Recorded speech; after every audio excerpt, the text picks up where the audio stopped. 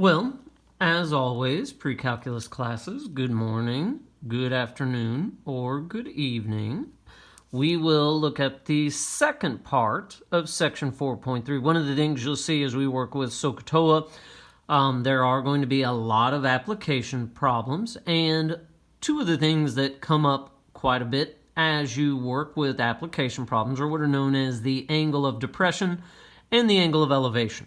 And one of the things I actually like to do for these is, instead of giving you actual definitions, I think it's just as helpful to give you a diagram. So let's say that you and someone else, like if you're at the top of a cliff, you have a friend down at the bottom, and let's say that you are either, the angle of depression and the angle of elevation, they are based off of the horizon. So the friend that's down here at ground level, the angle of elevation would be the angle that they are looking up at you. So the angle of elevation in this diagram here is going to be theta. That's usually not the one that's the issue. It's the angle of depression that tends to be more of an issue. And that is your friend is, again, we're comparing it to the horizon.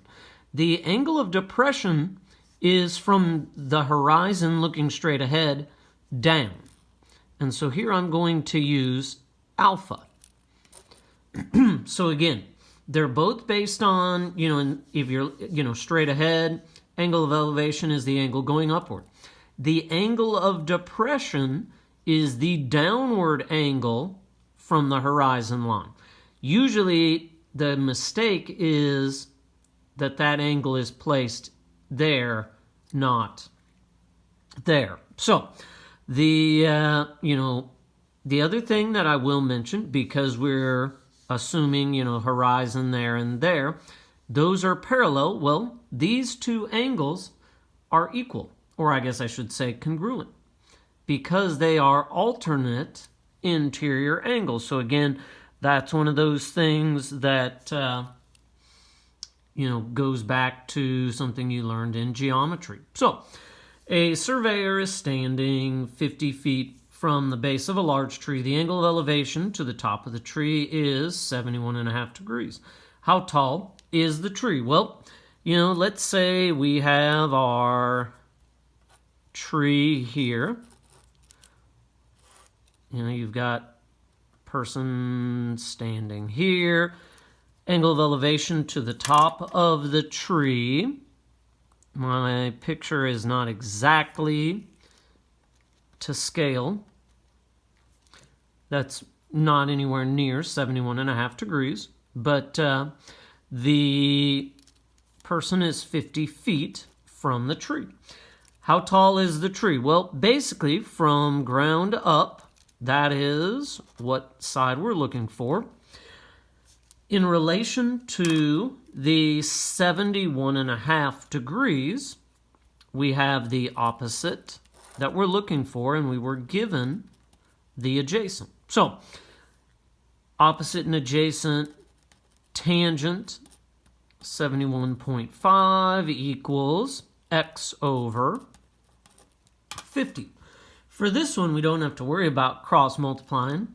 Just multiply the 50 over.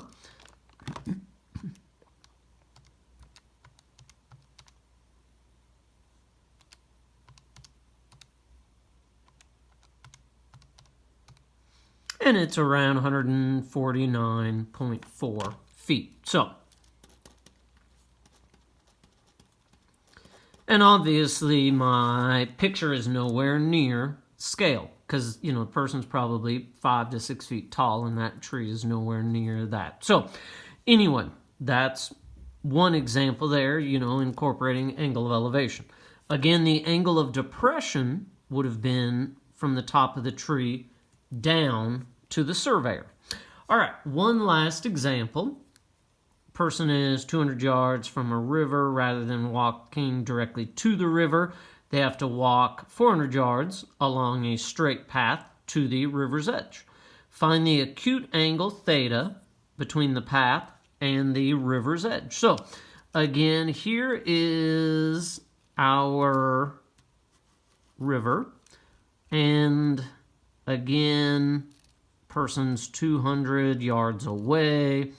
You know, who knows what, but for whatever reason, they cannot walk directly there. They have to take a diagonal path, 400 yards in length. Now, find the angle theta between the path and the river's edge. There is our theta. Now, again, we're going to talk about a couple of different things with this that goes along with what we looked at on the first part of 4.3.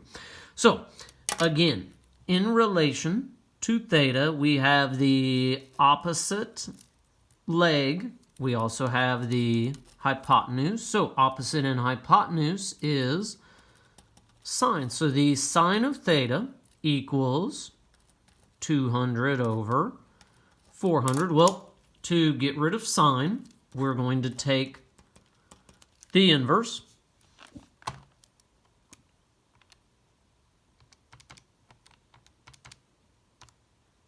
And it's 30 degrees. So now you may have even noticed as we were setting this up that, yeah, it matched short leg, hypotenuse. You know, the value of the 200 was half of the 400. But again, if you didn't, you can always solve it using one of the trig functions if you don't happen to notice that. So, you know, there is some work on Pearson. There is also a worksheet that will accompany this as well as part of the homework for 4.3. But there are, again, a couple of applications that go with what we looked at on day 1.